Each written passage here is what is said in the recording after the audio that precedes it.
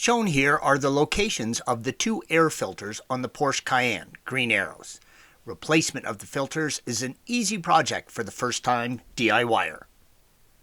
In this article, we will focus on the right side, the passenger side filter. However, the left side is the same. Begin by moving the coolant line, blue arrow, out from under the mounting tab. Then locate the two plastic bolts that hold the intake tube to the air filter housing, green arrows. Rotate the two plastic bolts until the tabs on the housing and the bolts line up. Then pull the bolts up and out of the housing. Now undo the metal clips, yellow arrows, holding the housing cover on. At this point, remove the cover. Shown here is a close-up of the tabs on both the plastic bolts, green arrows, and the housing, yellow arrow.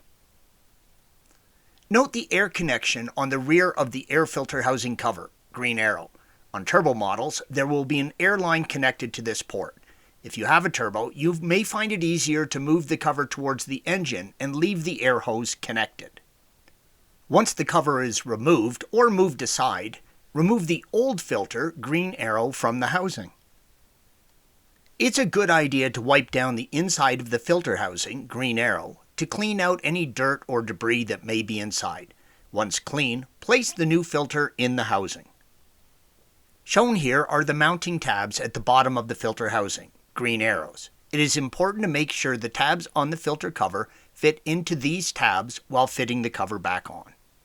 Thanks for watching. Be sure to subscribe to our channel and check out another video in this series.